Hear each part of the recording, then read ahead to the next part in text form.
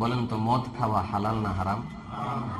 শুধু হারাম, সাধারণ পর্যায়ের হারাম, মারাত্মক ধরনের হারাম। কেন মদ খাইতো? অতীতের অভ্যাস দূর হয়নি। একটা সময় পর্যন্ত ইসলাম ধর্মেও মদ খাওয়াটা হারাম ছিল না। অতীত থেকে এটা এত বেশি মানুষের সমাজের মধ্যে মিশে গিয়েছিল, আমরা এখন চা পান বা আমাদের যে সমস্ত পানীয় আছে এগুলোতে কতটুকু অভ্যস্ত, এর চাইতেও বেশি হাজার গুণে আরবের মানুষ তাদের সমাজে মদে অভ্যস্ত ছিল। একসাথে বৈঠক হলে 2-4 চুমুক মদ খাবে না, কয়েক গ্লাস মদ খাবে না, এটা হইতেই পারে না। এটা তাদের একেবারে রগরে এসে মিশে গেছে।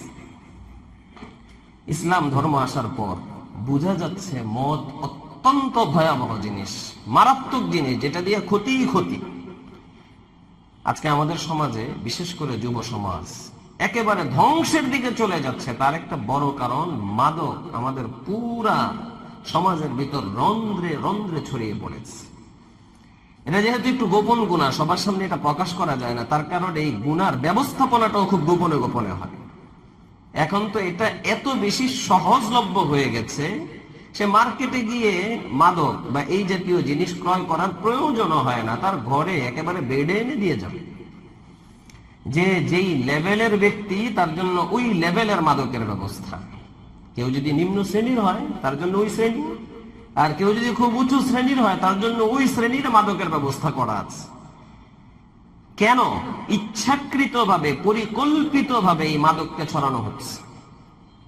হাদিসের মধ্যে আসছে মদ হলো উম্মুল খাবাইস, সব গুনাহের মা, মানে গুনাহের জন্মদাতা। এই একটা গুনাহ যদি কেউ করতে পারে তো একটা দিয়ে হাজার গুনাহ শয়তান তার থেকে করাইতে পারবে। মুসনাদ আহমদ ইবনে হাম্বলের মধ্যে আসছে রাসূলুল্লাহ সাল্লাল্লাহু আলাইহি ওয়াসাল্লাম বলেন, তোমাদের পূর্ববর্তী উম্মতের মধ্যে একজন বড় আবেদ ছিল, ইবাদত গুজার বুজুর্গ ছিল, বুজুর্গ, স্বীকৃত বুজুর্গ, প্রসিদ্ধ, সবাই তারে চিনতো জানত। একটা বেশ্যা নারী, দুশ্চরিত্রা নারী, এই বুজুর্গ ওই নারীর টার্গেটে পড়ল। সে খুব ভেবেচিন্তে তাকে ফিতনায় ফেলবে, এটা খুব একটা প্ল্যান করে রেখেছে। সে তার গোলাম, সে তার বান্দিকে পাঠাইছে ওই বুজুর্গের কাছে। ওই বান্দি যায় বুজুর্গকে বলতেছে, হুজুর, আমার মালিকা, আমার মুনিবা একটা মারাত্মক বিপদে পড়েছে, সেখানে একজন ব্যক্তি প্রয়োজন যে এই ঘটনার সাক্ষী থাকতে হবে, সাক্ষী না থাকলে পরবর্তীতে সে ক্ষতিগ্রস্ত হবে। এখন আমরা কোনো লোক পাচ্ছি না, আপনি একটু যদি আসেন সাক্ষী হিসেবে থাকেন ভালো হয়। আহলুল জান্নাতি বুলহুন, জান্নাতি মানুষটা একটু সরলা সবলাই হয়, আর মানুষের প্রতি একটু দয়ালু হয়। ডাকার সাথে সাথে সে চলে আসছে। তো তাকে নিয়ে একটা অন্দর মহলে ঢোকানো হচ্ছে। অনেকগুলো দরজা, এক দরজা অতিবাহিত হচ্ছে, পিছন থেকে বান্দি দরজাটা লাগাই দিচ্ছে। আরেক দরজা অতিবাহিত হচ্ছে, পিছন থেকে বান্দি দরজাটা লাগাই দিচ্ছে। আরেক দরজা অতিবাহিত হচ্ছে, পিছন থেকে বান্দি দরজাটা লাগাই দিতেছে। এইভাবে অনেকগুলো দরজা পার করার পর যায় দেখে একটা সুন্দরী নারী সেখানে আছে। তার কাছে দুইটা জিনিস আছে, ও মা আহা সবিয়া, একটা বাচ্চা আছে, আর কিছু মদের পেয়ালা আছে। এবার ওই নারী বলতেছে, তুমি আমার সাথে জিনা করো, যদি তুমি আমার সাথে জিনা না করো তাহলে আমি এত বেশি চিল্লাচিল্লি করবো, এমন ভাবে মানুষকে বাহির থেকে ডাকাবো যে বুঝাবো তুমি আমার সাথে অপকর্ম করার জন্য এখানে ঢুকেছো। ওই বুজুর্গ তো কোনোভাবেই এতে রাজি না।